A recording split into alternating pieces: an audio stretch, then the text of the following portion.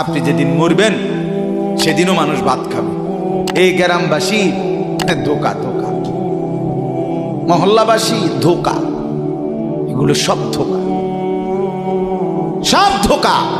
বন্ধুরা ধোকা, স্ত্রী ধোকা, এগুলো সব ধোকা।